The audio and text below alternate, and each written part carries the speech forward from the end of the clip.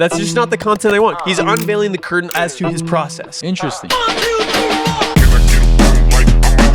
Jordan, I have an unpopular opinion. Unpopular opinion. I think that as a creative, you should be using LinkedIn. And I know it's like, oh, you should be on Instagram, you should be on TikTok, you should be making content elsewhere. Yes. I think there is power in LinkedIn for a few different reasons. There's some glory in it because it's kind of bad.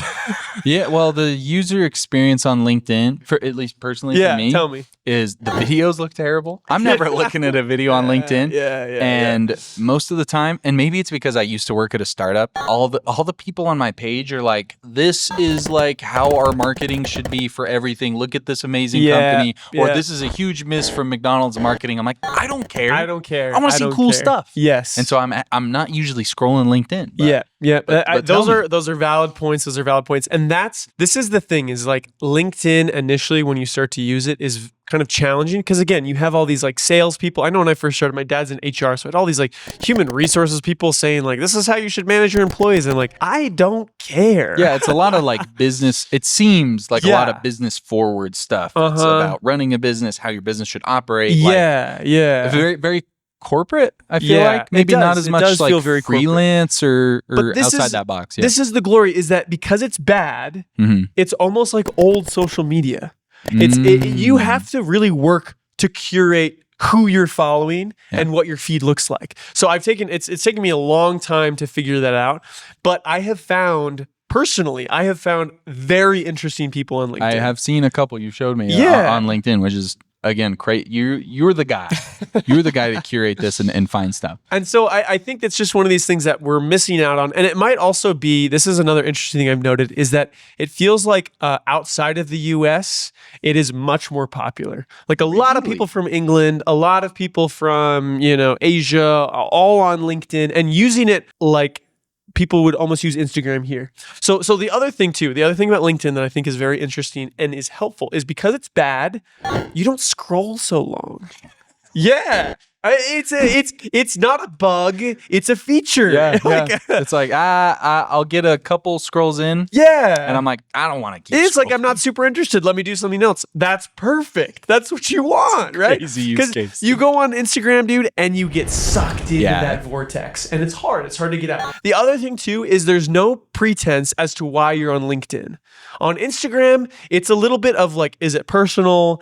Is it entertainment? Is it business? There's like all of that spectrum. LinkedIn, brother, just business. Yep. So it's like I am posting my stuff on LinkedIn because I hope someone sees it and they say, I want to hire him to do something for me. Yeah. Right? Mm-hmm. Which like I think is kind of ultimately the goal a lot of times on a lot of these other platforms, but it's a little more obfuscated than it is on LinkedIn. It's just super clear exactly what you're looking for. Well, something you've done, and you'll probably touch on this later, that I think is really interesting and probably something I should start doing, is when you're working on something here at work, you post it on LinkedIn and you're essentially doing a live broadcast of your portfolio. Yes. Instead of, for me, I have my portfolio. I'm not updating it super often. And usually I update my portfolio if I'm looking for another job. Yeah. But I'm not openly broadcasting.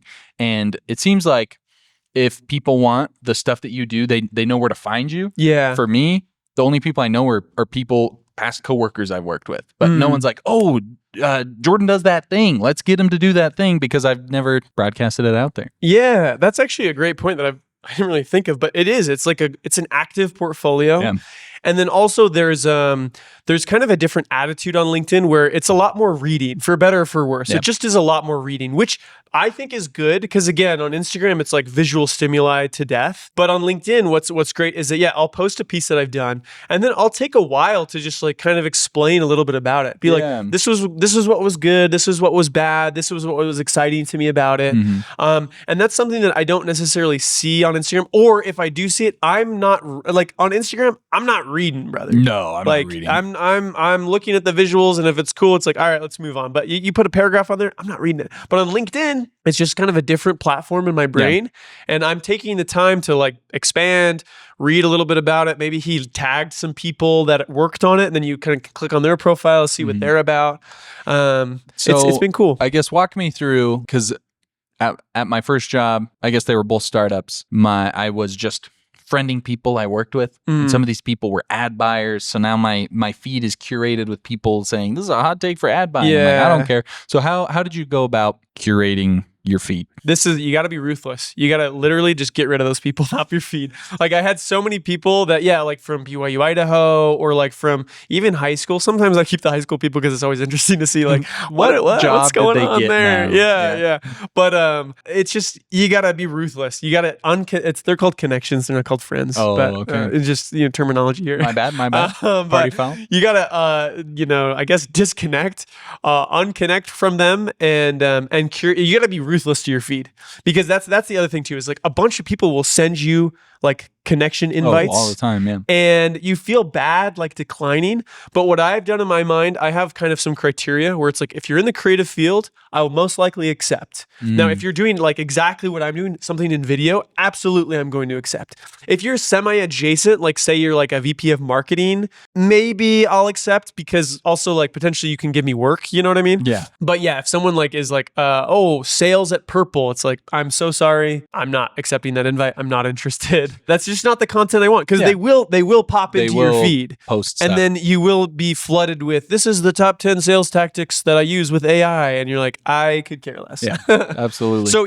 but again, that's the glory of it, is that Instagram feeds you stuff, right? It's like, I think you'd like this post, and it does a great job at knowing what you're gonna like. That's true. But that's also bad because it feeds you the stuff that you're just gonna like rot with. Yeah. Whereas on LinkedIn, you are having to do a lot more work of curating your own feed, but in the end, it's better. So I've curated a small list of people on LinkedIn that I feel like are doing interesting work. Yeah.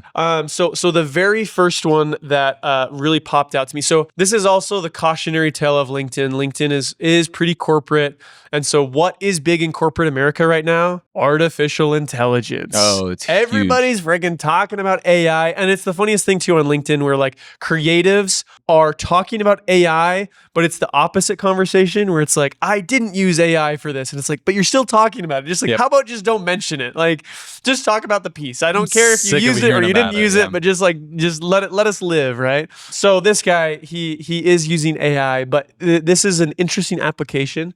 His name's, I think, Masaki Mizuno, and he's doing this crazy like frame blending with AI. I believe he like takes a video, and then this is the other cool thing, is that LinkedIn opens the curtains. So like on Instagram, you might see a finalized piece, and maybe you see like a cool like BTS piece. But LinkedIn, again, because it's more of a reading platform, this guy is opening he's unveiling the curtain as to his process. And so that's what I think is so interesting, is it's like, this feels like, when I'm on LinkedIn, it feels like raw materials that I'm working with. So this guy is showcasing his crazy like frame blending that makes this like weird parallax, and it feels like the buildings are like going into each other. But he's using a mixture of like Blender and like some sort of, I think, AI program he might have built. I've seen this. Yeah. And the guy's like dancing in the center. Dancing, and then there's like there's also a bunch of studios that I follow on LinkedIn. And again, these are like foreign studios. So Mathematics Studio is a French-based studio. They post awesome stuff on LinkedIn. Buck is a motion design studio. They post awesome stuff on LinkedIn. How often are you checking your LinkedIn? Are you checking it daily? I check it daily. Yeah. How long are you on LinkedIn for? Not that long. Again, it's one of these things where it's like, it can get boring fast. Yeah. And so it's like, well, let me hop off. I'm kind of done for today. But like, I'll open it up. Maybe I'll read the first two posts. And if they're not interesting, I'm like, so let's move on to YouTube Shorts. Let's feed my brain a little bit. Yeah. Do you feel like with LinkedIn, because there's that, it seems like peel behind the curtain, people are maybe more open to talking about it, like having a conversation, whereas I feel like on Instagram or YouTube, people are trying to be like a comedian, come up with the most witty thing. Yeah. People on LinkedIn are more willing to have like a conversation about it, like maybe like more of a, I don't know if interview is the right word, but they're going to give you like a more articulate answer. They're going to maybe break down some things that you probably wouldn't see on maybe like Instagram or YouTube. Well, that it doesn't feel as polished on LinkedIn either. So I think that's also where you don't get this type of content on Instagram or YouTube, is that people feel like they have to really present themselves well. Okay. But again, it's this glory of like text-based, that someone posts a little video and then they have this very long explanation, and they're kind of talking about their workflow and their process, and it doesn't have to be so curated. Does that make sense? Yeah. So that's where I feel like it's so interesting, is just that there's not as much pressure.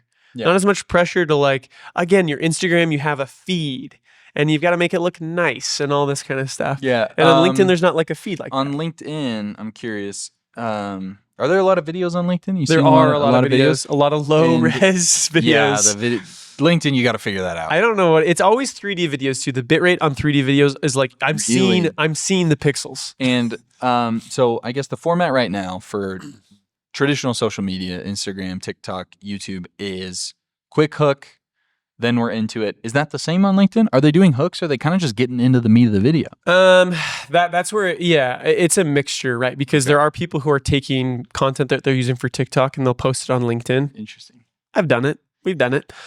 And so it's like that is a section which is like repurposed content. The content I'm talking about really is this stuff that like Masaki Mizuno is making, where he's posting his export, like the export of his experiment. And then instead of like, having like a hook or an explainer, he's just writing out his process. All the context is just in the description. In the description. Not necessarily like someone to video about the process. No. It's like, here was the final result. Let me explain what I was doing. Yeah. Interesting. Exactly. And that's where I feel like it's so interesting, because it's like the first stage. That's a way easier barrier to entry. I can post my export and then give an explanation. It's way harder if I'm gonna make a short about how I made this video. Yeah. It's like I have to record my voice. I have to do this. Okay.